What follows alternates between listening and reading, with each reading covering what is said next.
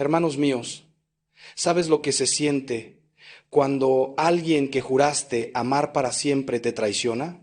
¿Conoces ese dolor que parte el alma en dos, ese vacío en el pecho que te roba el aliento, esa sensación de que el mundo se derrumba bajo tus pies? Yo he estado frente a cientos, miles de personas que han sufrido la infidelidad. He visto llorar a hombres hechos y derechos como niños. He sostenido las manos temblorosas de mujeres destrozadas. He escuchado historias que romperían el corazón más duro. Y siempre, siempre hay una pregunta que brota desde lo más profundo del alma herida, una pregunta que clama justicia, que busca sentido en medio del caos. Esa pregunta es la que hoy vamos a explorar juntos, con toda la profundidad que merece, con toda la verdad que Dios me ha permitido comprender en mis años de sacerdocio. Déjame decirte algo que quizás te sorprenda, que tal vez incluso te incomode al principio. Cuando alguien te es infiel, cuando esa persona que compartía tu cama, tu vida, tus sueños, decide entregarse a otro cuerpo, a otra promesa, a otra mentira, hay algo más que se rompe además de tu corazón. Se rompe un orden sagrado, se viola un pacto que no es solo entre dos personas, sino entre dos almas y Dios mismo. El matrimonio, hermano mío, hermana mía, no es un contrato humano que podemos firmar y romper a voluntad como quien cambia de teléfono móvil. Es un sacramento, es decir, un signo visible de la gracia invisible de Dios, un reflejo terrenal del amor eterno entre Cristo y su iglesia. Por eso, cuando hay infidelidad, no solo se traiciona a una persona, se traiciona a Dios mismo. Y entonces viene esa pregunta que muchos no se atreven a hacer en voz alta, pero que resuena en el silencio de las noches de insomnio. ¿Cómo castiga Dios a quien te fue infiel? ¿Hay justicia divina para quien destrozó tu vida? ¿Pagará esa persona por el daño causado? Quiero ser completamente honesto contigo desde el principio. La respuesta no es simple. No es lo que esperarías de un programa de televisión donde todo se resuelve en 45 minutos con comerciales incluidos. La justicia de Dios es infinitamente más profunda, más misericordiosa y al mismo tiempo más terrible de lo que podríamos imaginar. Hoy vamos a adentrarnos en este misterio con valentía, sin esquivar las preguntas difíciles, sin endulzar la verdad, porque tú mereces saber, tú necesitas comprender para poder sanar. Pero antes de seguir, quiero que hagas algo por mí. Quiero que respires profundo, que aquietes tu corazón aunque esté lleno de dolor o rabia, y que me permitas guiarte en este camino de comprensión. No estás solo, no estás sola. Yo estoy aquí contigo y, más importante aún, Dios está aquí con nosotros. Él ve tu dolor, cuenta cada una de tus lágrimas, conoce cada grieta de tu corazón roto. Y te prometo que al final de este mensaje, aunque tal vez no tengas todas las respuestas que buscabas, tendrás algo mejor. Tendrás paz, tendrás claridad. Y sobre todo tendrás la certeza de que Dios no te ha abandonado, ni siquiera en medio de la más oscura traición. Entonces quédate conmigo. Este no será un camino fácil, pero será un camino de sanación. Vamos a hablar de cosas que duelen, de realidades que muchos prefieren ignorar, pero también vamos a descubrir verdades que transformarán tu manera de ver el sufrimiento, la justicia y el amor de Dios. Vamos a entender juntos cómo el Señor responde a la infidelidad, cómo obra su justicia perfecta y cómo incluso en medio de la peor traición, Él está tejiendo un plan de redención que va más allá de lo que nuestros ojos limitados pueden ver. Prepara tu corazón, porque lo que estás a punto de descubrir cambiará tu vida para siempre. Cuando me siento en el confesionario, hermanos míos, y escucho las historias de quienes han sido víctimas de la infidelidad, hay un patrón que se repite una y otra vez. La primera reacción casi siempre es la misma, la incredulidad.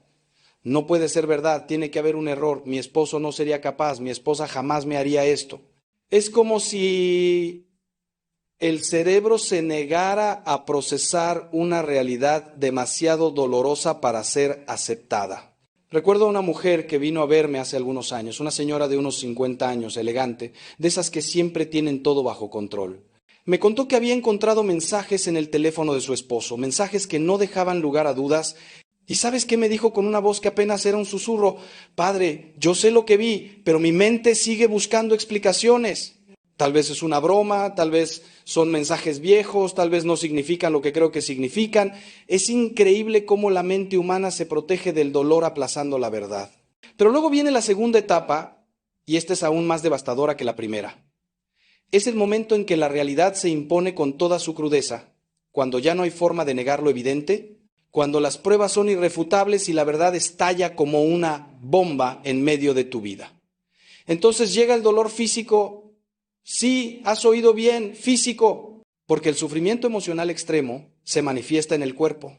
He visto personas que literalmente no pueden respirar, que sienten un peso en el pecho como si alguien estuviera sentado sobre ellos, que pierden el apetito por completo o al contrario, comen compulsivamente buscando llenar ese vacío que nada parece poder colmar. El insomnio se vuelve tu compañero constante y cuando finalmente logras dormir, las pesadillas te persiguen. Tu cuerpo sabe que algo terrible ha sucedido y reacciona como si estuviera en peligro de muerte, porque en cierto sentido así es. Y después de ese dolor paralizante viene algo que muchos no esperan, la ira. Una rabia profunda, visceral, que te asusta porque no sabías que eras capaz de sentir algo así. Es una furia que quiere destruir, que fantasea con la venganza, que imagina 1000 formas de hacer pagar al infiel por lo que te hizo. Y aquí, hermano, hermana, es donde comienza realmente nuestra reflexión sobre la justicia divina. Porque esa ira que sientes, esa sed de justicia que te consume, no es completamente incorrecta. Hay una parte de ella que es legítima, que responde a una violación real de algo sagrado. El problema no es que quieras justicia, el problema es cuando esa justicia la queremos administrar nosotros mismos, cuando nos convertimos en jueces y verdugos, cuando tomamos el lugar de Dios. La Biblia está llena de historias sobre la infidelidad y sus consecuencias. Piensa en el rey David, un hombre según el corazón de Dios, que cayó en adulterio con Betsabé y luego mandó matar a su esposo Urías para encubrir su pecado. ¿Qué hizo Dios? No lo fulminó con un rayo, no lo destruyó inmediatamente. Envió al profeta Natán, quien con una parábola hizo que David viera la magnitud de su pecado. Y las consecuencias fueron terribles. El hijo, nacido de esa unión, murió. La violencia nunca se apartó de su casa. Sus propios hijos se rebelaron contra él. ¿Fue esto un castigo de Dios o la consecuencia natural del pecado que había sembrado? Aquí está el primer gran misterio que debemos comprender. Muchas veces el castigo de Dios no es algo que Él añade desde afuera, sino algo que brota naturalmente de nuestras propias acciones, como la cosecha inevitable de las semillas que hemos plantado. Cuando alguien comete adulterio, cuando traiciona los votos sagrados que hizo ante Dios y ante los hombres, pone en marcha una cadena de consecuencias que no pueden detenerse fácilmente. Es como tirar una piedra en un lago tranquilo. Las ondas se expanden y se expanden, tocando orillas que nunca imaginaste alcanzar.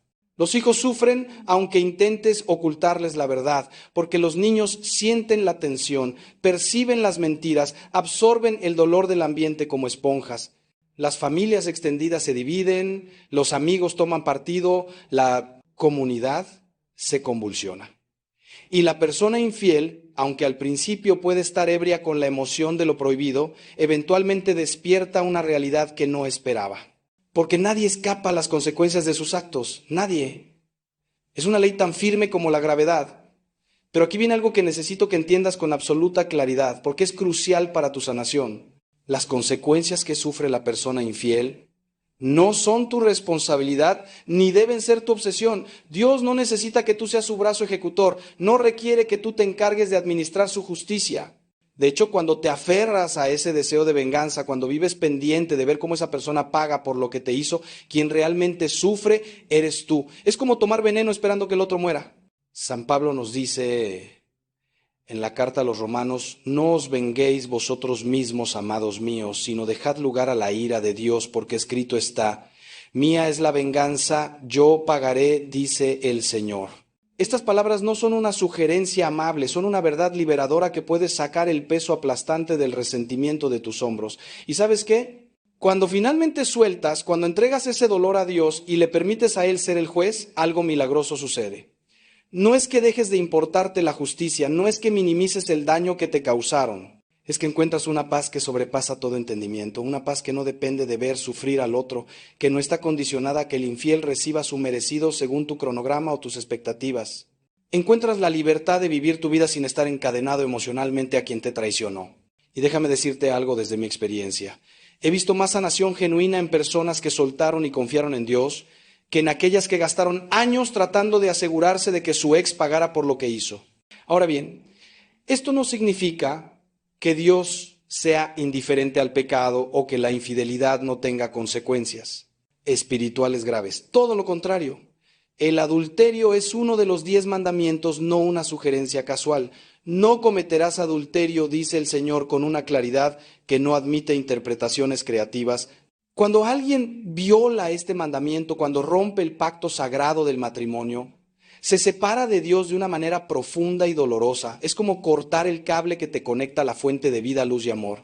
Y aunque Dios sigue amando a esa persona con un amor infinito e incondicional, la persona misma se ha colocado en un estado de lejanía espiritual, en lo que la Iglesia llama estado de pecado mortal. ¿Qué significa esto en términos prácticos? Significa que la persona que vive en adulterio, si no se arrepiente sinceramente y no busca la reconciliación con Dios a través del sacramento de la confesión, está en grave peligro espiritual. No puede comulgar, porque estaría recibiendo el cuerpo de Cristo en estado de pecado, lo cual añadiría otro pecado grave. Su vida de oración se ve afectada, porque es difícil hablar con Dios cuando estás conscientemente en rebelión contra Él. Sus decisiones se nublan, porque cuando te alejas de la fuente de la sabiduría empiezas a caminar en oscuridad. Y lo más terrible de todo, si esa persona muriera en ese estado sin arrepentimiento, enfrentaría la condenación eterna. No porque Dios sea cruel o vengativo, sino porque ella misma ha elegido la separación de Dios, y Dios respeta esa libertad incluso hasta las últimas consecuencias. Pero escúchame bien, porque aquí hay algo que muchos malinterpretan. Dios no está sentado en el cielo frotándose las manos con satisfacción cuando un pecador sufre.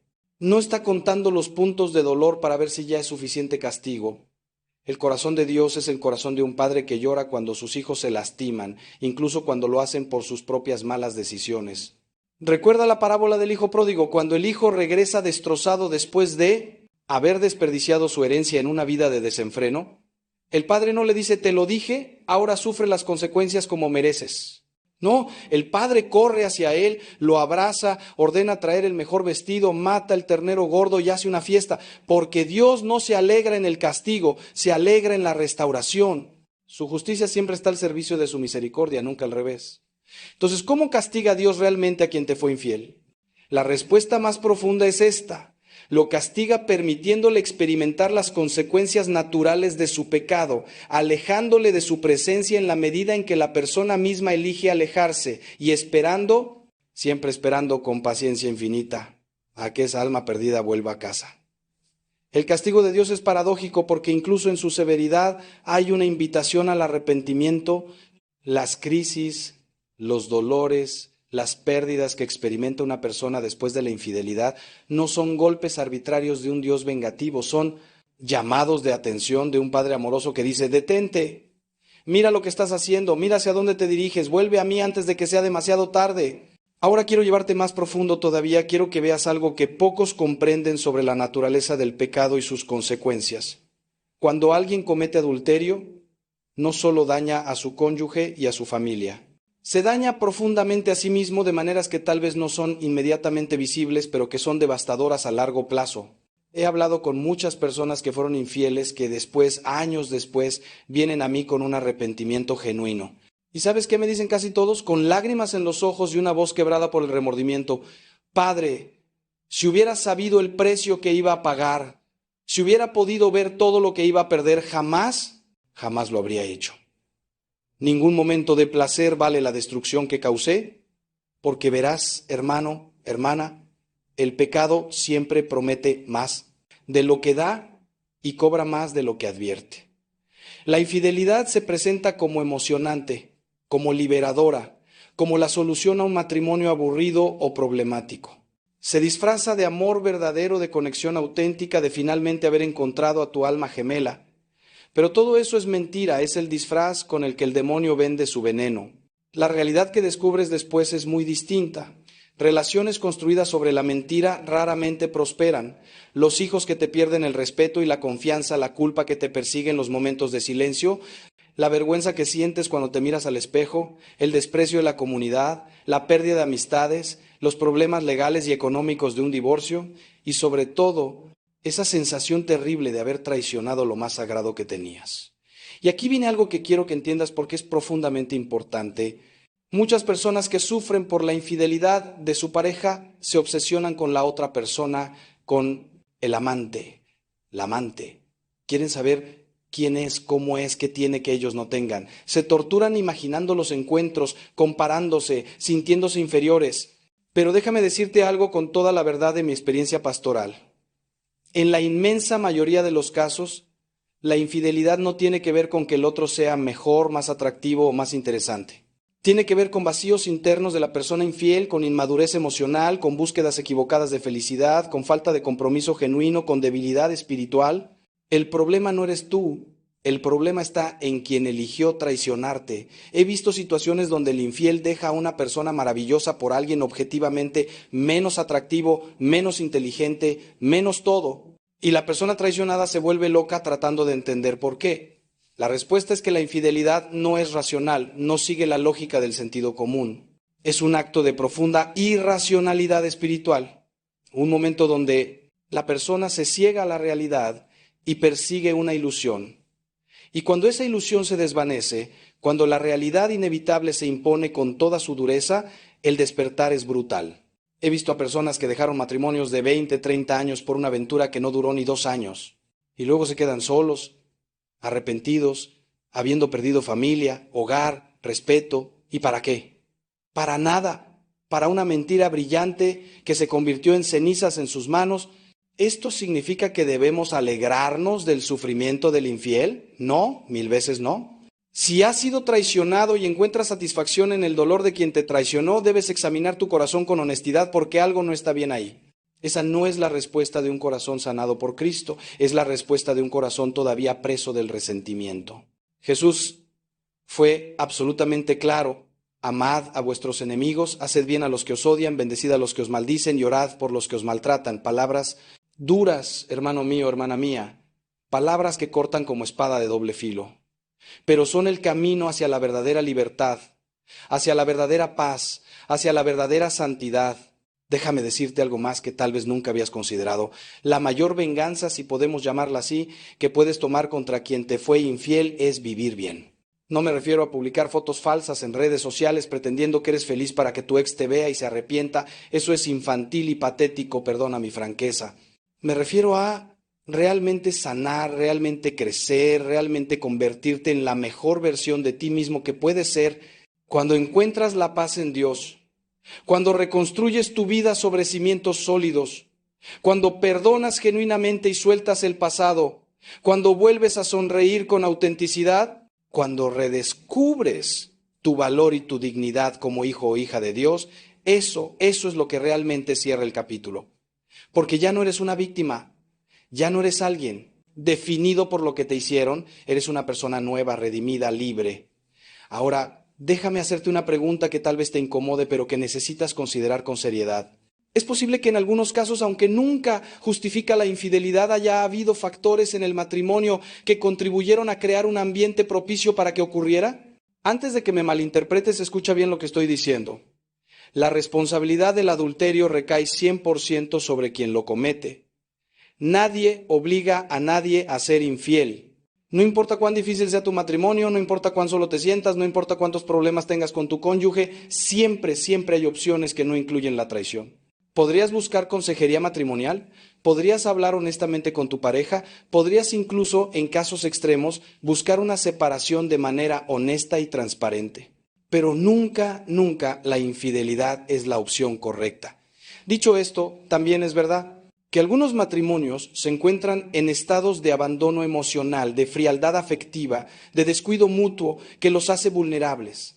Si has sido traicionado, es posible que en tu dolor te resistas a cualquier tipo de autorreflexión pensando que eso sería culparte a ti mismo por lo que otro hizo. Y tienes razón en resistir la culpa porque no eres culpable del adulterio de tu pareja, pero ¿es posible que haya lecciones que aprender sobre cómo construir relaciones más sanas en el futuro? Es posible que haya patrones que debas examinar, no para justificar lo que te hicieron, sino para crecer como persona. Esta reflexión no es para el infiel. Esa persona tiene sus propios pecados con los que lidiar. Esta reflexión es para ti, para tu propio crecimiento espiritual y emocional. He conocido personas que después de atravesar el infierno de una infidelidad y hacer este trabajo interior profundo, han salido transformadas de maneras increíbles. Han aprendido a comunicar mejor, a expresar sus necesidades, a no dar por sentado a las personas importantes en su vida, a invertir en sus relaciones, a ser más conscientes de la fragilidad de todos los vínculos humanos. Y algunos, con un trabajo enorme de ambas partes, han logrado reconstruir sus matrimonios de una manera más fuerte, más consciente, más madura que antes de la crisis. No todos los matrimonios sobreviven a la infidelidad y no todos deberían sobrevivirla, especialmente si hay un patrón de infidelidad repetida sin arrepentimiento genuino. Pero algunos sí pueden sanar y cuando lo hacen se convierten en testimonios poderosos del poder redentor de Dios. Pero volvamos a nuestra pregunta central. ¿Cómo castiga Dios a quien te es infiel? Ya hemos hablado de las consecuencias naturales del pecado, de la separación espiritual que causa, del sufrimiento que eventualmente cosecha la persona infiel. Pero hay otra dimensión que debemos explorar, una dimensión que tiene que ver con la eternidad. Porque esta vida, por importante que sea, por dolorosa que sea, es solo un suspiro comparada con la eternidad. Y las decisiones que tomamos aquí, incluyendo la decisión de ser infiel y no arrepentirse, tienen consecuencias que trascienden esta vida terrenal. La doctrina católica es clara sobre el adulterio, es un pecado mortal. Mortal no en el sentido de que te matas físicamente, sino en el sentido de que mata la vida de la gracia en tu alma. Rompe tu comunión con Dios de una manera grave. Y si una persona muere en estado de pecado mortal sin haberse arrepentido, sin haber buscado el perdón de Dios en el sacramento de la reconciliación, su destino eterno está en grave peligro. No me gusta hablar del infierno, ningún sacerdote sincero disfruta hablando del infierno, pero sería irresponsable de mi parte, sería traicionar mi vocación si no te dijera la verdad completa. El infierno es real, existe, y es la consecuencia última de rechazar a Dios de manera definitiva. Significa ¿esto que todos los que cometen adulterio van al infierno? No necesariamente. Dios conoce el corazón humano infinitamente mejor que nosotros. Conoce las circunstancias atenuantes, las heridas que llevamos, las debilidades que tenemos, la presión que enfrentamos. Sabe distinguir entre un pecado cometido en un momento de debilidad extrema y un pecado cometido con plena conciencia y deliberación. ¿Sabe cuando hay arrepentimiento genuino aunque no haya habido oportunidad de confesarse antes de la muerte? La misericordia de Dios es infinita y Él desea salvar a todas sus criaturas. Pero, y esto es crucial, Dios también respeta nuestra libertad absolutamente. Si alguien elige la separación de Dios, si alguien muere con el corazón endurecido, rechazando hasta el final la gracia que Dios ofrece, Dios respeta esa elección aunque le rompa el corazón. Entonces, el castigo final, el castigo eterno, si podemos llamarlo así, no es algo que Dios impone desde fuera como un juez arbitrario y cruel. Es la consecuencia lógica de rechazar el amor de Dios. Imagina que el cielo es una fiesta, una celebración eterna del amor. Si tú odias el amor, si has pasado tu vida rechazándolo, traicionándolo, pisoteándolo, ¿cómo podrías ser feliz en una eternidad de amor? ¿Sería tu infierno? C.S. Lewis dijo algo profundo. Las puertas del infierno están cerradas desde dentro. Es decir, la gente en el infierno está ahí porque elige estar ahí, porque prefiere su orgullo, su egoísmo, su pecado a la humildad de aceptar el perdón de Dios. Pero escúchame bien, porque aquí viene el corazón del Evangelio, la buena noticia que puede cambiar todo. Mientras hay vida, hay esperanza.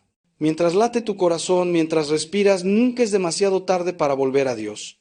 No importa cuán grande sea tu pecado, no importa cuántas veces hayas caído, no importa cuán lejos te hayas alejado, Dios está esperándote con los brazos abiertos. Su misericordia es más grande que todos nuestros pecados juntos. He confesado a personas que han hecho cosas terribles, cosas que me han hecho llorar en el confesionario, cosas que nunca imaginé que un ser humano pudiera hacer a otro. Y he visto cómo el poder del perdón de Dios los transforma, los libera, les devuelve la dignidad que creían haber perdido para siempre. Si tú has sido infiel, si estás escuchando esto y sabes que has traicionado a alguien que confiaba en ti, quiero que sepas algo. Puedo imaginar la culpa que sientes, la vergüenza que te consume, el miedo a enfrentar las consecuencias. Quizás has tratado de justificarte, de minimizar lo que hiciste, de echar la culpa a tu pareja o a las circunstancias. Pero en lo profundo de tu corazón, en esos momentos de honestidad brutal contigo mismo, sabes la verdad, sabes que hiciste mal, que causaste un daño terrible. Y esa voz interior que te condena es en parte tu conciencia, que es la voz de Dios dentro de ti. No la silencies con excusas o distracciones. Escúchala. Porque esa incomodidad que sientes es el primer paso hacia la sanación. Es el Espíritu Santo moviéndose en tu interior, invitándote al arrepentimiento. El arrepentimiento genuino no es simplemente sentirse mal por lo que hiciste. Es mucho más profundo que eso. Es un cambio radical de corazón, un giro de 180 grados en la dirección de tu vida. Es mirar con horror al pecado que cometiste y decir nunca más, con Dios como mi testigo, nunca más. Es estar dispuesto a hacer lo que sea necesario para reparar el daño, aunque la reparación completa sea imposible. Es humillarte, aceptar las consecuencias de tus actos sin buscar escapatorias. Es confesarte sacramentalmente exponiendo tu pecado ante Dios en presencia de un sacerdote dispuesto a cumplir la penitencia que se te imponga por dura que sea. Y es sobre todo un compromiso de cambiar tu vida radicalmente. Déjame ser muy claro sobre algo. Si cometiste adulterio y quieres el perdón de Dios, no puedes seguir en esa relación adúltera. No puedes continuar viendo a esa persona, hablándole, manteniendo contacto. Debes cortar completamente, radicalmente. Sé que esto es difícil, sé que hay sentimientos involucrados, sé que hay complicaciones prácticas, especialmente si trabajan juntos o se mueven en los mismos círculos. Pero Jesús fue absolutamente claro sobre esto. Si tu ojo te hace pecar, sácatelo. Si tu mano te hace pecar, córtatela. No estaba hablando literalmente de automutilación física. Estaba hablando de la radicalidad que se requiere para cortar con el pecado. No puedes jugar con fuego sin quemarte. No puedes mantener la tentación cerca y esperar resistirla para siempre. Además, si estás casado, debes volver a tu matrimonio. Si tu cónyuge te acepta de vuelta, debes dedicarte completamente a reconstruir esa relación, a recuperar la confianza que destruiste. Esto tomará años, no semanas o meses. Tu pareja tiene todo el derecho de estar enojada, herida, desconfiada. No puedes exigir perdón o que las cosas vuelvan a ser como antes. Has causado una herida profunda que tardará mucho en sanar si es que sana completamente en esta vida. Tu trabajo es ser paciente, transparente, consistente, disponible. Debes estar dispuesto a responder cualquier pregunta, a dar acceso completo a tu teléfono, correos, cuentas. Debes aceptar terapia de pareja e individual. Y debes hacerlo no como un castigo que soportas a regañadientes, sino como una expresión genuina de tu arrepentimiento y tu deseo de hacer las cosas bien. Y algo más que es absolutamente crucial. Debes confesarte. La confesión sacramental no es opcional para un católico que ha cometido pecado mortal, es absolutamente necesaria para volver a la comunión con Dios y con la Iglesia. Sé que da miedo, sé que da vergüenza, sé que te gustaría poder arreglar las cosas directamente con Dios sin tener que pasar por la humillación de decírselo a un sacerdote, pero Cristo instituyó este sacramento precisamente porque sabía que necesitamos esa expresión externa de nuestro arrepentimiento interior. Necesitamos escuchar con nuestros oídos humanos las palabras de absolución. Te absuelvo de tus pecados en el nombre del Padre, del Hijo y del Espíritu Santo. Necesitamos la seguridad que viene de haber cumplido con lo que Dios pide de nosotros. He estado del otro lado del confesionario miles de veces, escuchando confesiones de toda índole, y puedo decirte que nunca he sentido desprecio por alguien que viene genuinamente arrepentido. Al contrario, siento una ternura profunda, una admiración por el valor que se requiere para enfrentar tu pecado, una alegría de poder ser instrumento del perdón de Dios. Los sacerdotes hemos escuchado todo, nada que puedas decir nos va a escandalizar. Y estamos vinculados por el sello sacramental, no podemos revelar lo que escuchamos en confesión bajo ninguna circunstancia, ni siquiera bajo amenaza de muerte. Tu secreto está absolutamente seguro. Así que no dejes que el miedo o la vergüenza te impidan recibir la misericordia infinita que Dios quiere darte. Pero ahora quiero volver a hablarle directamente a ti que has sido víctima de la infidelidad. Hemos hablado mucho sobre el infiel, sobre sus consecuencias, su necesidad de arrepentimiento. Pero tú que estás sufriendo el dolor de la traición, necesitas escuchar algo fundamental. Tu sanación no puede depender de que la otra persona se arrepienta o no, de que sufra o no, de que reciba su merecido o no. Tu sanación tiene que ser independiente de todo eso, porque si la condicionas a factores externos que no puedes controlar, nunca sanarás. Y eso sería permitir que quien te traicionó una vez siga controlando tu vida indefinidamente. No le des ese poder. Tu camino de sanación tiene varias etapas y todas son importantes. La primera es permitirte sentir el dolor en toda su intensidad. No lo reprimas, no pretendas que no te afecta, no trates de ser fuerte antes de tiempo. Llora, grita en la intimidad, golpea una almohada si necesitas liberar esa rabia físicamente. Escribe cartas que nunca enviarás diciendo todo lo que sientes. Habla con personas de confianza, con un terapeuta, con un director espiritual. No tienes que pasar por esto solo. No tienes que fingir que estás bien cuando tu mundo se ha derrumbado. Jesús lloró cuando murió su amigo Lázaro, aunque sabía que lo iba a resucitar. Si Dios hecho hombre lloró, tú también puedes llorar. La segunda etapa es empezar a reconstruir tu sentido de identidad y valor. La infidelidad tiene una manera perversa de hacerte sentir inadecuado, de hacerte creer que no fuiste suficiente, que hay algo mal contigo. Esto es mentira, es una mentira venenosa que debes rechazar activamente. Tu valor no depende de que alguien te haya sido fiel o no. Tu dignidad es intrínseca, viene de ser hijo o hija de Dios creado a su imagen y semejanza. Nada que nadie haga puede quitarte eso. Necesitas trabajar activamente en recordarte a ti mismo esta verdad todos los días, especialmente en esos momentos donde la mentira susurra en tu oído que no vales nada. La tercera etapa es la decisión. Tienes que decidir qué hacer con tu matrimonio. ¿Es posible la reconciliación?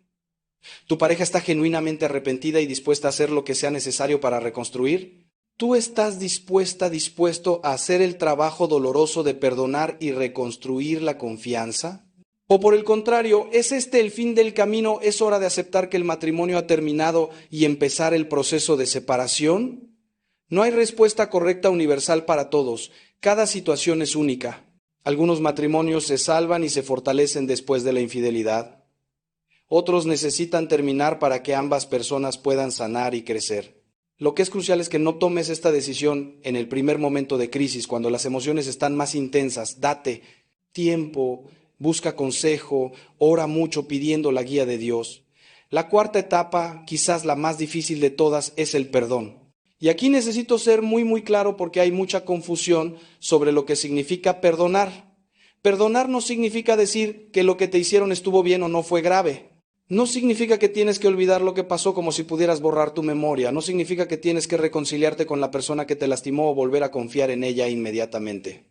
No significa que no puede haber consecuencias para sus acciones. Entonces, ¿qué significa perdonar? Perdonar significa soltar la deuda emocional, dejar ir el derecho a venganza, entregarle a Dios el juicio sobre esa persona. Es una decisión, no un sentimiento. Es decir, en tu corazón, ya no voy a permitir que lo que me hiciste siga envenenando mi vida. Ya no voy a vivir como prisionero de este resentimiento. Te dejo en las manos de Dios y me libero de la carga de querer castigarte o de necesitar verte sufrir para sentirme mejor. Es uno de los actos más difíciles que un ser humano puede hacer, pero también es uno de los más liberadores. No perdonas por la otra persona, perdonas por ti porque el resentimiento te está destruyendo más a ti que al otro. Y déjame decirte algo sobre el perdón que quizás te sorprenda. El perdón no es un evento único que haces una vez y ya está. Es un proceso, a veces es una decisión que tienes que tomar todos los días, a veces múltiples veces al día. Habrá días donde crees que ya perdonaste y de repente algo te recuerda lo que pasó y toda la rabia vuelve con la misma intensidad que el primer día. Eso no significa que fallaste en perdonar, significa que estás en proceso. El perdón profundo toma tiempo, a veces años. Sé paciente contigo mismo, sé compasivo con tu propio corazón herido. Y cada vez que la rabia vuelve a ser la decisión, elijo perdonar, elijo soltar, elijo la libertad sobre la prisión del resentimiento. Hay una historia que me gusta contar sobre el perdón. Un monje fue preguntado: Padre, ¿cuántas veces debo perdonar a mi hermano que me ofende? El monje respondió: no lo sé, no llevo la cuenta. Esa es la meta final del perdón. Llegar al punto donde ya no estás contando, donde la ofensa ya no define tu relación con esa persona o contigo mismo. No digo que es fácil, no digo que puedes lograrlo por tu propia fuerza. De hecho, el perdón verdadero, profundo, radical, solo es posible con la gracia de Dios. Por eso debes pedirla constantemente. Señor, yo quiero perdonar, pero no puedo. Ayúdame, dame la gracia de perdonar como tú me has perdonado a mí. Porque esa es la verdad más profunda de todas, hermano, hermana. Todos, absolutamente todos nosotros somos perdonados. Quizás no has cometido adulterio, pero has cometido otros pecados. Has juzgado, has mentido, has sido egoísta, has lastimado a otros con tus palabras o acciones, y Dios te ha perdonado todo eso y más. Jesús murió en la cruz por tus pecados y por los míos, sin excepción. El mismo perdón que Dios te ofrece gratuitamente es el perdón que Él te pide que ofrezcas a otros. En el Padre Nuestro oramos, perdona nuestras ofensas como nosotros perdonamos a los que nos ofenden. Es una petición peligrosa si lo piensas. Le estamos pidiendo a Dios que nos perdone en la misma medida que nosotros perdonamos. Eso debería hacernos reflexionar profundamente. Ahora, ¿qué pasa si has intentado perdonar genuinamente pero simplemente no puedes? ¿Qué pasa si cada vez que lo intentas, la rabia y el dolor son demasiado intensos? Primero, no te condenes por esto. El perdón no es fácil y algunas heridas son tan profundas que humanamente parecen imposibles de perdonar. Segundo, pide ayuda. Busca un buen terapeuta cristiano, un director espiritual, un grupo de apoyo. A veces necesitamos ayuda profesional para procesar traumas profundos. No hay vergüenza en eso, al contrario, es una muestra de madurez. Reconocer que necesitas ayuda. Tercero, sigue orando por la gracia del perdón aunque sientas que tus oraciones rebotan en el techo. Dios escucha, Dios está trabajando incluso cuando no lo sientes. Y aquí viene algo que quiero que entiendas con absoluta claridad. Si después de hacer un esfuerzo genuino, después de buscar ayuda, después de orar, después de darle tiempo al proceso, llegas a la conclusión de que no puedes continuar en ese matrimonio, eso no significa que has fallado o que eres menos cristiano. Hay situaciones donde la separación es la opción más saludable, incluso la más moral. La Iglesia permite la separación e incluso en algunos casos la anulación, precisamente porque reconoce que hay matrimonios que no pueden o no deben continuar. No eres un fracaso si tu matrimonio termina por causa de la infidelidad de tu pareja.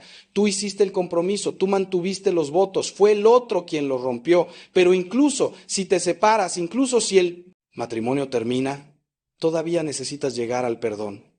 Porque de lo contrario, aunque ya no estés físicamente con esa persona, seguirás emocionalmente encadenado a ella. Vivirás en el pasado reviviendo constantemente la traición, permitiendo que defina tu presente y tu futuro. Y eso sería darle a quien te traicionó un poder sobre tu vida que no merece tener. Tu libertad, tu paz, tu capacidad de amar nuevamente si Dios lo quiere, todo eso depende de que llegues al perdón. No por el otro, por ti.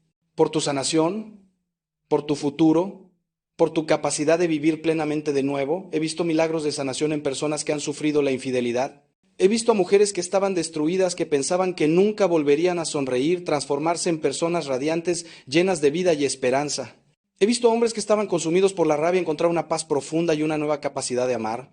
He visto matrimonios que parecían completamente muertos, resucitar de maneras que solo Dios puede hacer. Y he visto también a personas que decidieron que el matrimonio había terminado, sanar de una manera hermosa y seguir adelante con sus vidas con dignidad y esperanza. No hay un solo camino para todos, pero hay sanación disponible para todos los que la buscan genuinamente. Quiero hablarte ahora de algo que muchos no consideran: el papel de la comunidad en la sanación después de la infidelidad. Cuando atraviesas una crisis de esta magnitud, necesitas apoyo. Necesitas personas que te sostengan cuando sientes que no puedes dar un paso más. Pero aquí hay un peligro del que debes cuidarte. Hay personas que, con buenas intenciones o no, van a querer echar leña al fuego de tu dolor. Van a validar tu rabia, a decirte que nunca perdones, a animarte a la venganza, a hablar mal de tu pareja con todos. Y aunque puede sentirse bien momentáneamente tener a alguien que está completamente de tu lado sin cuestionamientos, esto no te ayuda a sanar. De hecho, te hunde más profundo en el resentimiento. Lo que necesitas son amigos verdaderos que puedan validar tu dolor sin alimentar tu rabia. Personas que puedan llorar contigo, pero también, cuando sea el momento apropiado, invitarte gentilmente a considerar el perdón. Personas que te recuerden tu valor cuando lo has olvidado. Personas que oren contigo y por ti. Personas que te ayuden prácticamente en las cosas del día a día cuando estás tan abrumado que apenas puedes funcionar. Si no tienes estas personas en tu vida, búscalas. Puede ser un grupo de oración, un grupo de apoyo, una comunidad parroquial sana. No fuimos creados para caminar solos, especialmente en los valles más oscuros.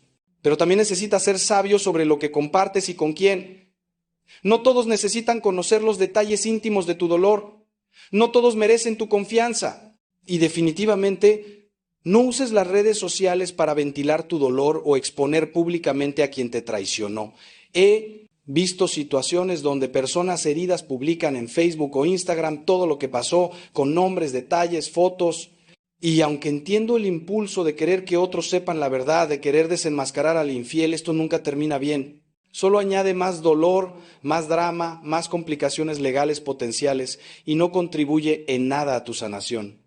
La dignidad con la que manejes esta crisis dirá mucho sobre tu carácter y tu madurez espiritual. Ahora quiero abordar algo delicado pero importante. ¿Qué pasa con los hijos cuando hay infidelidad?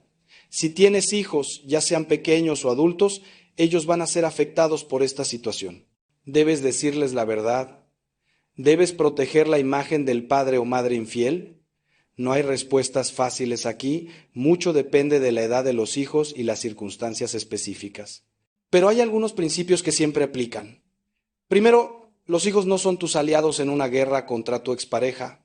No los uses para vengarte, no. Busques su lealtad poniéndolos en contra del otro padre. Esto los daña profundamente y es una forma de abuso emocional, aunque no lo parezca. Segundo, los hijos merecen una explicación apropiada para su edad sobre lo que está pasando. No necesitan todos los detalles sórdidos, pero sí necesitan saber que mamá y papá están teniendo problemas serios, que quizás van a separarse y que nada de esto es culpa de ellos. Los niños tienen una tendencia a culparse a sí mismos cuando los padres tienen problemas, necesitan escuchar explícitamente que ellos no causaron esto y no pueden arreglarlo. Tercero, asegúrales de tu amor constante y el amor del otro padre, aunque ese padre haya cometido un error terrible. El padre o madre puede haber sido infiel al cónyuge, pero eso no anula su relación con los hijos ni su amor por ellos, aunque esté profundamente equivocado en sus acciones. Cuarto, busca ayuda profesional para tus hijos. Un buen terapeuta infantil o familiar puede ayudarles a procesar esta situación de maneras que tú, en medio de tu propio dolor, podrías no ser capaz de facilitar. Y quinto, vigila cómo hablas del otro padre en presencia de los hijos. Sé que es difícil, sé que estás herido y enojado, pero escuchar a un padre hablar mal del otro es profundamente dañino para los niños. Ellos son mitad tú y mitad esa otra persona. Cuando denigras al otro padre, en cierto sentido estás denigrando una parte de ellos. Puedes ser honesto sobre la situación sin ser cruel o vengativo en cómo lo expresas. Y algo más sobre los hijos. Si estás considerando perdonar y darle otra oportunidad al matrimonio, pero tus hijos están enojados con el padre infiel y te presionan para que lo dejes, no permitas que ellos tomen la decisión por ti. Eres tú quien está casado con esa persona. Eres tú quien debe decidir si el matrimonio continúa o no. Escucha las preocupaciones de tus hijos, especialmente si son adolescentes o adultos jóvenes, con perspectivas válidas. Pero al final la decisión es tuya y de nadie más. Y si decides que el matrimonio termina, tampoco permitas que tus hijos dicten los términos de cómo te relacionas con tu ex. Puedes y debes mantener límites saludables, pero el odio no es un límite saludable, es veneno. Regresemos ahora a la pregunta del castigo divino desde otro ángulo. Hemos hablado de las consecuencias temporales y eternas del adulterio. Pero hay otra dimensión que debemos considerar. ¿Qué pasa si la persona infiel muere sin arrepentirse? ¿Cómo afecta eso a la persona que fue traicionada? Porque muchos que han sufrido infidelidad tienen una esperanza secreta, a veces inconsciente, que algún día el infiel se arrepentirá, pedirá perdón, reconocerá el daño que causó. Y ese reconocimiento les dará algún tipo de cierre, de validación. Pero ¿qué pasa si eso nunca sucede? ¿Qué pasa si la persona muere endurecida en su pecado sin mostrar jamás remordimiento? Esto es devastador de una manera particular. No solo tuviste que lidiar con la traición, sino que ahora tienes que aceptar que nunca habrá ese momento de reconocimiento que anhelabas. Nunca escucharás las palabras lo siento, me equivoqué, fui un tonto, me arrepiento. Y peor aún, si esa persona murió sin arrepentirse, sus probabilidades de salvación eterna son muy preocupantes.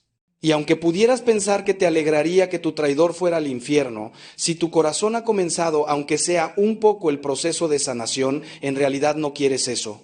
No quieres que ninguna alma, ni siquiera la de quien te lastimó terriblemente, sufra la condenación eterna. Entonces, ¿qué haces? Oras. Oras por el descanso de esa alma, porque aunque no sepamos con certeza el destino eterno de ninguna persona específica, sabemos que nuestras oraciones por los difuntos pueden ayudarles. La Iglesia siempre ha creído en la comunión de los santos, que incluye a los que están en la tierra, en el cielo y en el purgatorio. Si esa persona está en el purgatorio siendo purificada de sus pecados antes de entrar al cielo, tus oraciones pueden acortar su sufrimiento. Y orar por quien te lastimó incluso después de su muerte Es un acto de amor heroico que te transforma a ti más que a nadie. Es la victoria final sobre el resentimiento. Es la prueba de que has alcanzado un nivel de perdón que solo la gracia de Dios puede dar. Ahora, hablemos de una situación particularmente dolorosa, cuando la infidelidad viene acompañada de otras traiciones o pecados graves.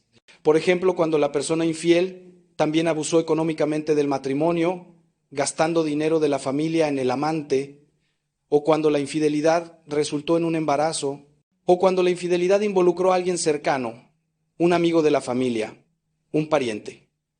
Estas capas adicionales de traición pueden hacer que la sanación sea aún más complicada. No solo procesas la infidelidad sexual, procesas la ruptura de múltiples confianzas simultáneamente.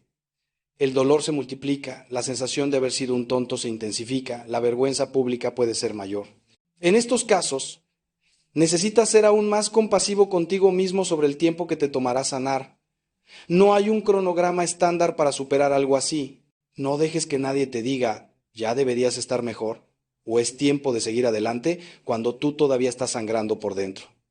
La sanación toma el tiempo que toma. Algunos necesitan meses, otros años, y eso está bien. Lo importante no es la velocidad de tu sanación, sino la dirección. ¿Estás avanzando, aunque sea milímetro a milímetro, hacia la sanación? ¿O estás estancado, revolviendo constantemente en el dolor sin dar pasos hacia adelante? Si es esto último, necesitas buscar más ayuda, porque no puedes quedarte atrapado ahí para siempre. Quiero hablar también sobre algo que muchos experimentan, pero pocos admiten.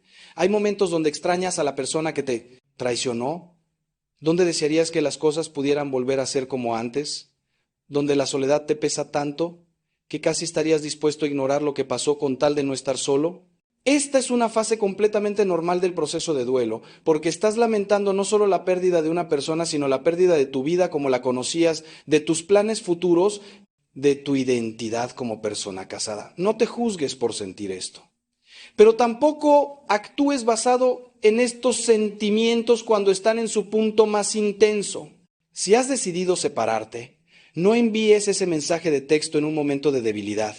Si has decidido darle otra oportunidad al matrimonio, no interpretes estos momentos de nostalgia como señal de que todo está bien cuando sabes que todavía hay mucho trabajo por hacer. Los sentimientos son reales, pero no siempre son sabios consejeros. Necesitas tomar decisiones basadas en la verdad de la situación, no en la intensidad temporal de tus emociones. Esto requiere disciplina, requiere consejo de personas sabias, requiere oración profunda pidiendo la guía del Espíritu Santo. No tomes decisiones importantes cuando estás en el punto más bajo emocionalmente. Espera, busca claridad, pide consejo. Hablemos ahora sobre la sexualidad después de la infidelidad. Este es un tema del que muchos se avergüenzan de hablar, pero que es absolutamente crucial. Si decides permanecer en el matrimonio o eventualmente reconciliarte, la intimidad sexual va a ser complicada. Por un lado, puede haber un deseo intenso de reconectar físicamente, de reclamar a tu pareja, de afirmar que es tuya de nuevo. Por otro lado, puede haber repulsión, imágenes intrusivas de tu pareja con la otra persona, incapacidad de relajarte y disfrutar porque la confianza está rota. Todo esto es completamente normal y esperable. La intimidad sexual genuina requiere vulnerabilidad. Y es muy difícil ser vulnerable con alguien que te traicionó. Esto requiere paciencia, comunicación, a veces ayuda terapéutica específica con un terapeuta sexual cristiano. No se puede apurar, no se puede fingir que todo está bien cuando no lo está. El cónyuge infiel necesita entender que no puede exigir que las cosas vuelvan a la normalidad sexual inmediatamente. Ha perdido ese privilegio con su traición. Debe ganarse nuevamente ese nivel de intimidad con paciencia, respeto y comportamiento consistentemente confiable. Y la persona traicionada no debe forzarse a tener intimidad si no está lista, pero tampoco debe usar la negación del sexo como castigo indefinido. Hay un equilibrio delicado que encontrar y requiere mucha gracia de ambos lados. Por otro lado, si estás en un proceso de separación o divorcio, tu sexualidad entra en un territorio diferente. Como católico, estás llamado a la castidad fuera del matrimonio. Esto significa no tener relaciones sexuales hasta que tu situación matrimonial esté resuelta canónicamente. Sé que esto es difícil, especialmente si llevas meses o años sin intimidad física. Sé que la soledad es intensa y que la tentación de buscar consuelo en brazos de otra persona es fuerte, pero te pido que resistas esta tentación. Primero, porque agregar otro pecado sexual a una situación ya complicada no te va a ayudar. Segundo, porque necesitas tiempo para sanar antes de entrar en cualquier nueva relación, o llevarás todo tu bagaje sin resolver a esa nueva relación y la contaminarás desde el principio. Usa este tiempo de celibato forzado como una oportunidad de crecimiento espiritual. Redescubre tu identidad como persona completa y valiosa sin necesidad de validación sexual. Aprende a estar solo sin estar solitario. Desarrolla tu relación con Dios de maneras que quizás has descuidado cuando tu matrimonio absorbía toda tu energía emocional. Y cuando eventualmente, si Dios quiere, estés listo para una nueva relación, llegarás a ella como una persona más madura, más sanada, más capaz de amar de manera saludable. No hay atajos en este proceso. El dolor se atraviesa, no se rodea. Quiero tocar un tema que es fuente de mucha confusión y dolor. La posición de la Iglesia Católica sobre el divorcio y las segundas nupcias. Muchas personas que han sufrido infidelidad se sienten abandonadas o incluso castigadas por la Iglesia cuando descubren que aunque se divorcien civilmente, la Iglesia sigue considerándolos casados a menos que obtengan una declaración de nulidad. Y si se vuelven a casar civilmente sin esta anulación, están viviendo en situación irregular y no pueden recibir la comunión. Esto les parece injusto, especialmente cuando ellos fueron los traicionados, no los traidores. ¿Por qué ellos tienen que sufrir las restricciones de la Iglesia cuando fueron víctimas? Entiendo completamente esta frustración. De verdad la entiendo. Pero déjame explicarte la posición de la Iglesia con la esperanza de que, aunque no estés de acuerdo, al menos puedas entender la lógica detrás. La Iglesia cree que el matrimonio es indisoluble, que cuando dos personas se casan válidamente, Dios los une de una manera que ningún poder humano puede deshacer. Lo que Dios ha unido, que no lo separe el hombre, dijo Jesús. Esto no es una regla arbitraria inventada por la Iglesia, es la enseñanza explícita de Cristo. La Iglesia no tiene autoridad para cambiar esto porque no fue ella quien lo estableció. Ahora, la anulación no es un divorcio católico. No es decir que el matrimonio existió y ahora se cancela. Es una declaración de que, por razones específicas que existían desde el principio, el matrimonio nunca fue válido según los requisitos de la Iglesia. Puede ser por falta de madurez, por intenciones viciadas, por presión, por ocultamiento de información crucial, por muchas razones. Y contrario a lo que muchos creen, no es solo para los ricos o conectados. Cualquier católico puede solicitar una anulación. El proceso es gratuito o de costo mínimo y si hay bases legítimas puede ser otorgada sin importar tu estatus social.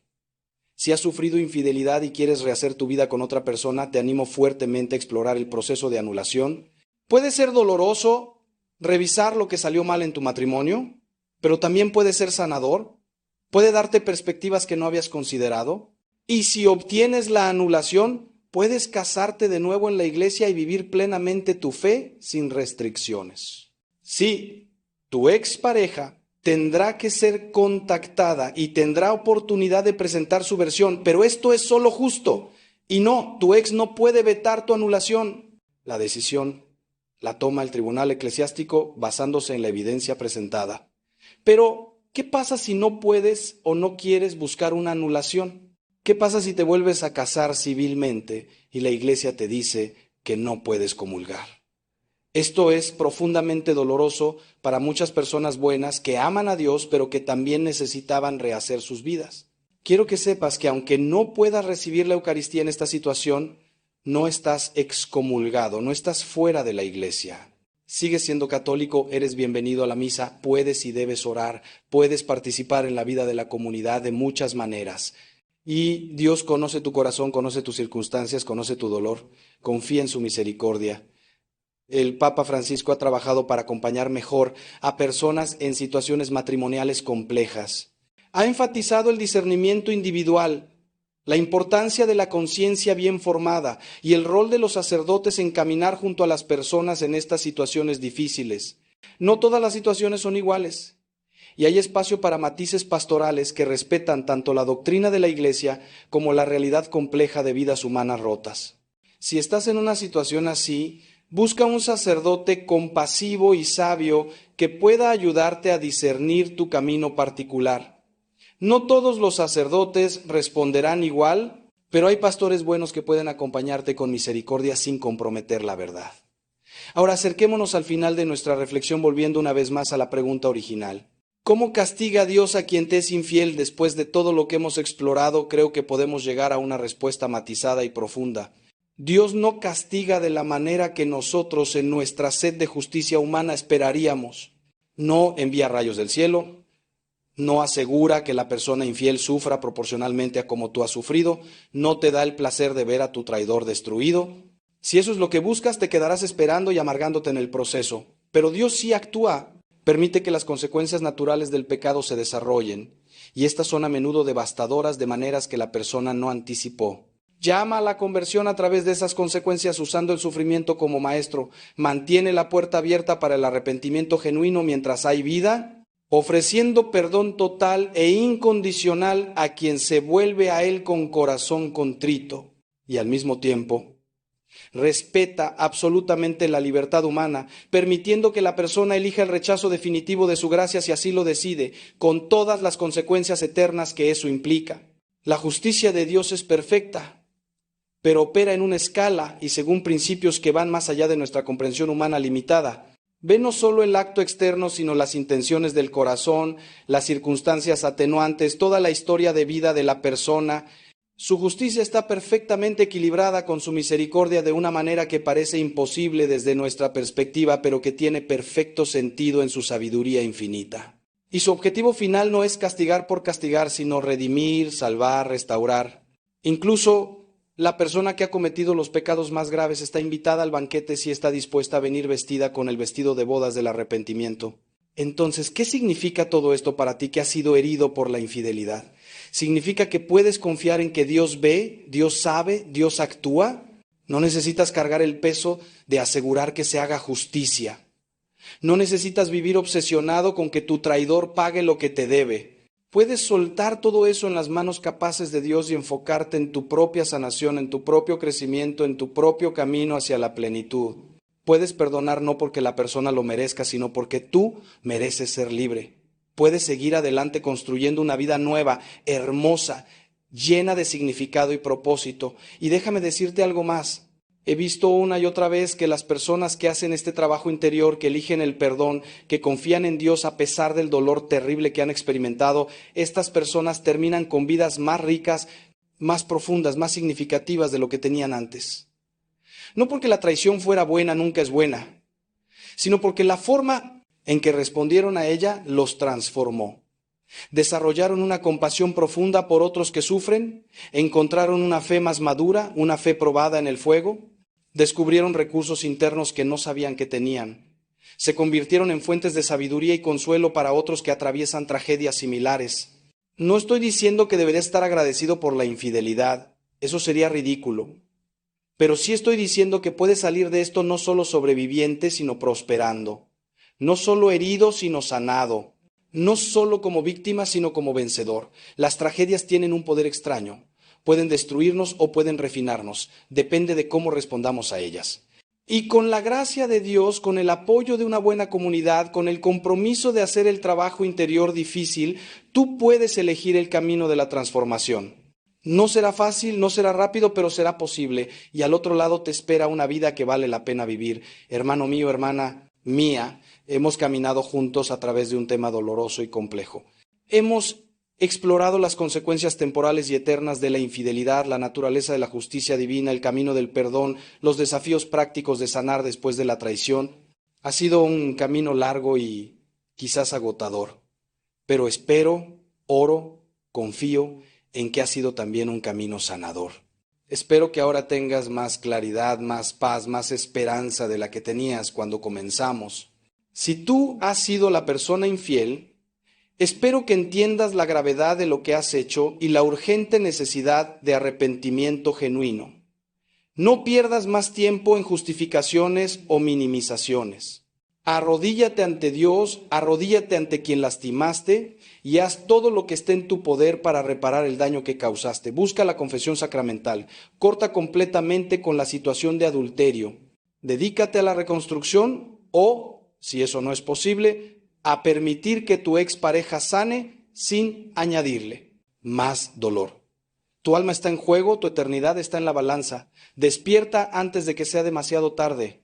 Si tú has sido la persona traicionada, espero que sientas la compasión de Dios envolviéndote en este momento.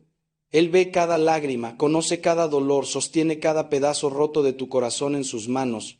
No estás solo, nunca has estado solo.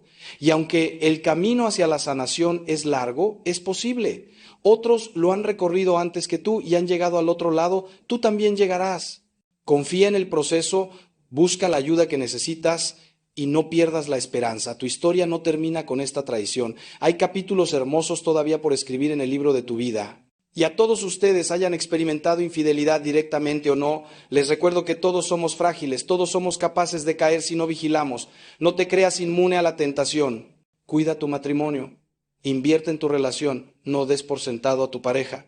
Y cuando veas a otros pasando por el dolor de la infidelidad, no juzgues, no chismes, no añadas más sufrimiento. Sé instrumento de la misericordia de Dios, extiende compasión, ofrece ayuda práctica, ora fervientemente. Porque así como Cristo nos ha amado, así debemos amarnos unos a otros. Quiero hablarte ahora de algo que rara vez se menciona, pero que es profundamente real en la vida de quienes han sufrido la infidelidad. El miedo que queda después, ese temor que se instala en lo profundo de tu ser como una sombra persistente. Aunque hayas perdonado, aunque hayas decidido continuar con tu matrimonio o aunque hayas rehecho tu vida con otra persona, ese miedo susurra constantemente en tu oído. ¿Y si vuelve a pasar? ¿Y si esta persona también me traiciona? ¿Y si nunca podré volver a confiar completamente en alguien? Este miedo no es irracional, hermano, hermana, es la respuesta natural de un corazón que ha sido herido profundamente. Es como cuando te quemas con fuego. Instintivamente te alejas del fuego la próxima vez. Tu sistema de protección emocional se ha activado, tratando de evitar que vuelvas a sufrir ese dolor devastador. Pero aquí está el problema. Si vives en ese miedo constantemente, si permites que gobierne cada interacción, cada decisión, cada momento de intimidad, nunca podrás experimentar verdadera cercanía con nadie nuevamente. Vivirás en una prisión de tu propia construcción, donde las paredes que levantaste para protegerte terminan siendo las mismas que te mantienen aislado y solo. He visto matrimonios que sobrevivieron la infidelidad destruirse años después, no por otra traición, sino por la incapacidad de la persona herida de soltar ese miedo y volver a confiar. El cónyuge que se arrepintió genuinamente, que hizo todo lo correcto, que fue fiel y transparente durante años, eventualmente se agota de tener que probar su fidelidad constantemente, de ser tratado como criminal en libertad condicional en su propia casa, de nunca poder recuperar completamente la confianza de su pareja. Entonces, ¿cómo vences ese miedo? No es algo que haces una vez y ya está resuelto, es un trabajo diario, a veces momento a momento. Primero, necesitas reconocer que nunca tendrás garantías absolutas en las relaciones humanas. Todos somos libres, todos somos imperfectos, todos somos capaces de fallar. La única seguridad absoluta que tienes es en Dios, no en ningún ser humano. Cuando pones tu seguridad última en una persona, estás colocando un peso en esa relación que ninguna relación humana puede soportar. Pero cuando tu seguridad fundamental está en Dios, cuando sabes que sin importar lo que pase, tú estarás bien porque Él te sostiene, entonces puedes arriesgarte a confiar en otro ser humano sin que tu mundo entero dependa de que esa persona sea perfecta. Segundo, necesitas diferenciar entre precaución sabia y paranoia destructiva. La precaución sabia dice, voy a ser consciente de las señales de alerta, voy a mantener la comunicación abierta, voy a cuidar mi matrimonio, voy a establecer límites saludables. La paranoia destructiva dice, voy a revisar su teléfono cada día, voy a interrogarlo sobre cada minuto de su tiempo, voy a sospechar de cada conversación, voy a vivir en constante hipervigilancia. La primera protege la relación, la segunda la envenena. Necesitas aprender a distinguir entre las dos y cuando notes que estás cayendo en la segunda necesitas hacer una pausa, respirar, orar y recordarte a ti mismo que no puedes vivir así, que esto no es vida, que necesitas soltar. Tercero, considera que parte de ese miedo puede necesitar ser procesado con ayuda profesional. Si años después de la traición todavía tienes pesadillas, si entras en pánico cada vez que tu pareja llega tarde a casa, si no puedes disfrutar de momentos felices porque siempre estás esperando que algo malo pase, eso puede ser un síntoma de estrés postraumático. Sí, la infidelidad puede causar trauma genuino y el trauma no se supera simplemente con fuerza de voluntad o con oración, aunque ambas son importantes.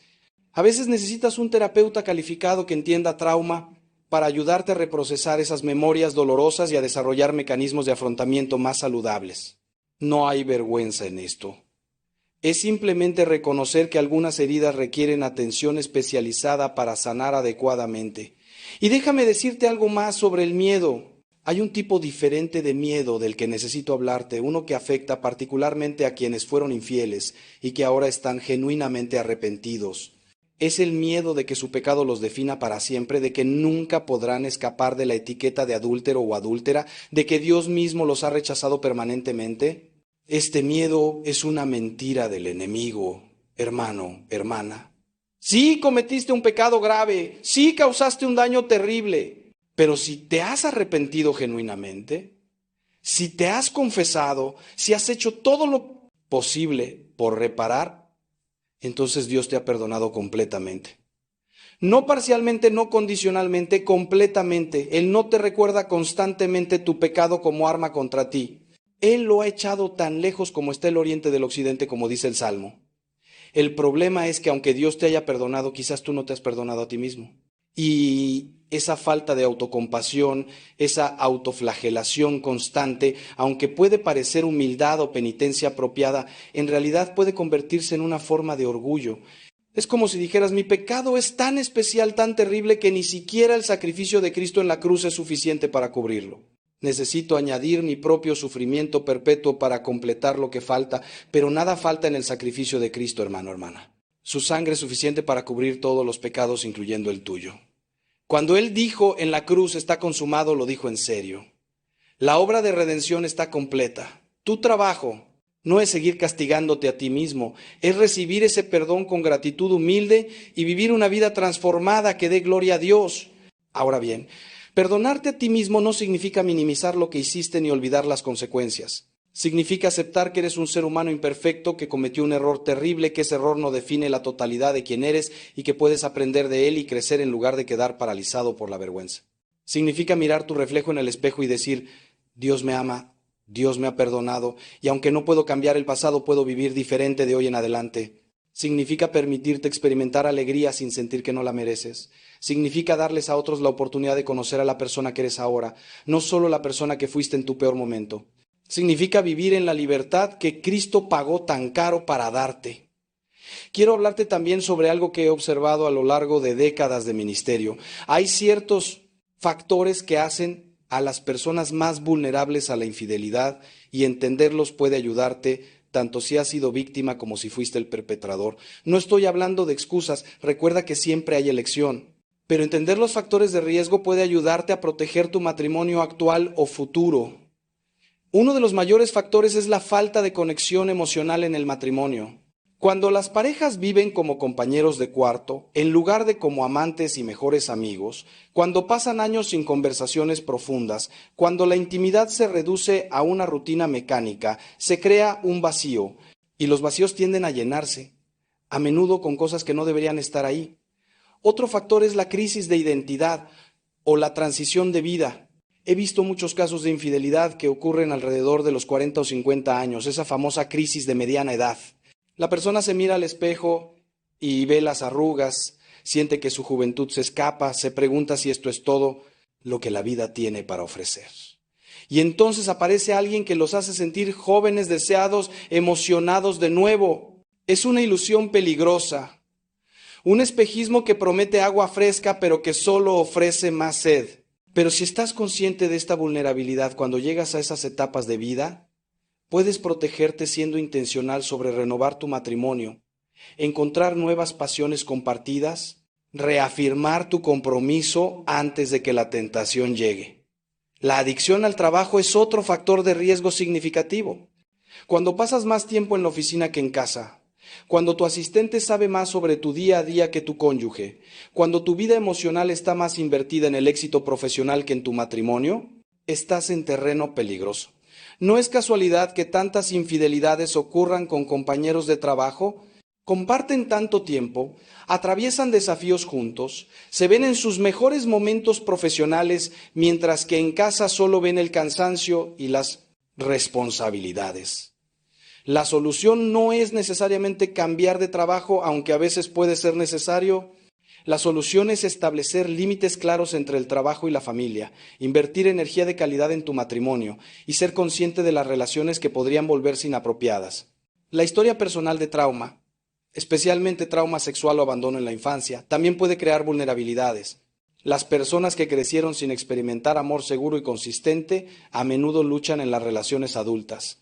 Pueden sabotear relaciones buenas porque inconscientemente no creen que merecen ser amados, o pueden buscar validación constante de múltiples fuentes porque nunca se sienten suficientemente amados.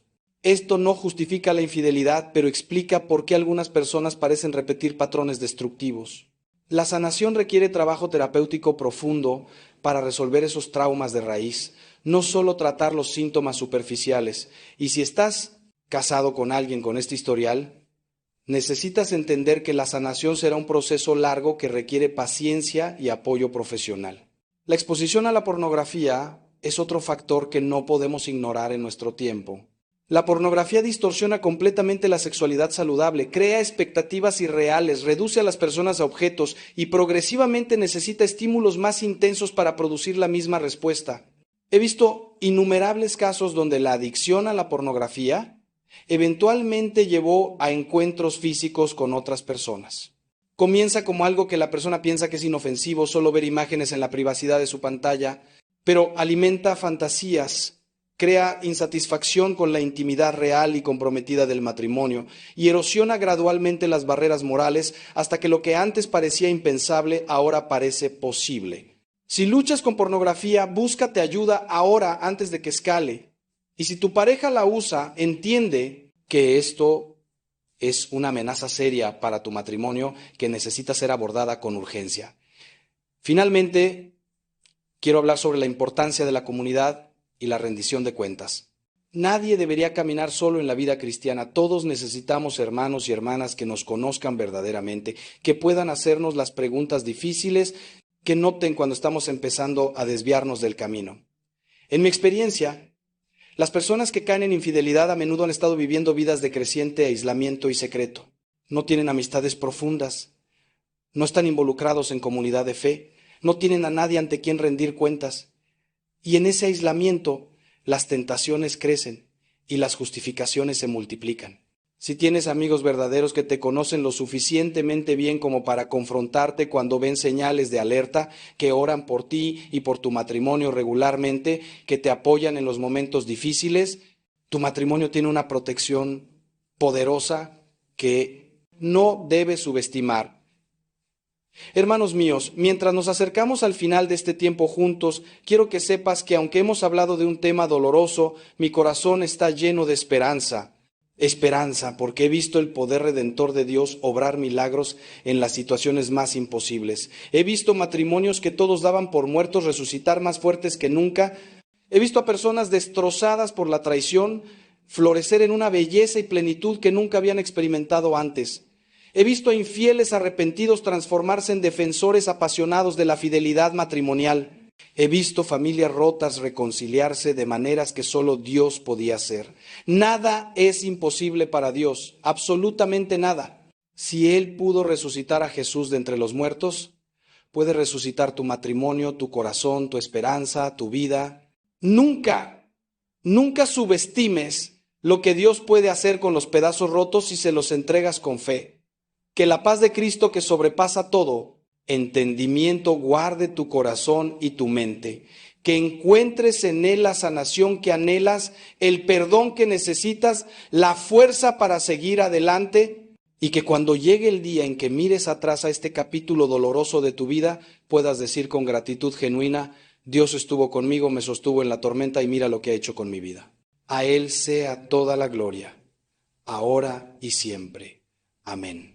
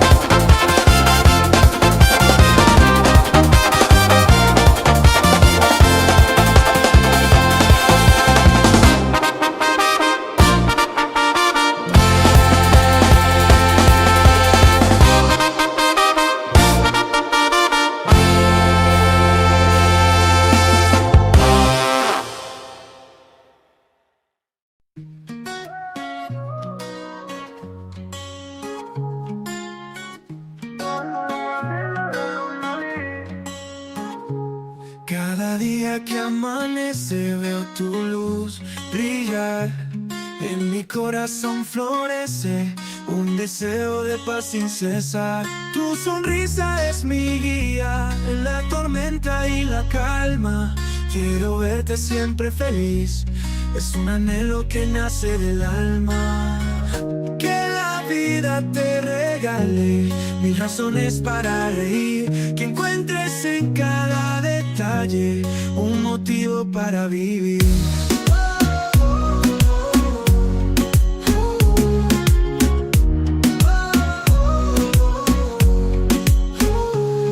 En los días grises y oscuros quiero ser tu rayo de sol, que ilumina todos tus muros y te envuelve en un dulce amor. Cada paso que tú des sea firme y con valor, que encuentres en tu camino solo motivos de esplendor. Que tus sueños se realicen y el amor te abrace sin fin, que la felicidad te elija y siempre te sientas así. Cuando las estrellas caigan y la noche sea sin fin, recuerda que mi corazón siempre tendrá tu jardín de deseos y esperanzas, de amor sincero y sin fin, que florecen con tu risa, que te quieren ver feliz.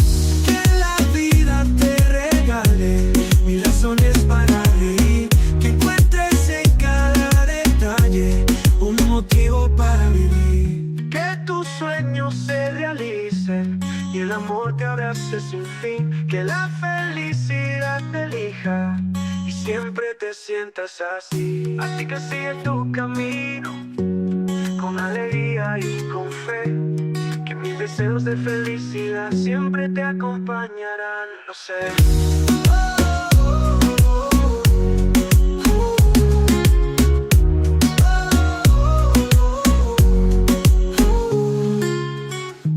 Cuando las estrellas caigan y la noche sea sin fin, que la felicidad te elija y siempre te sientas así. Así que sigue tu camino con alegría y con fe, que mis deseos de felicidad siempre te acompañarán, lo sé.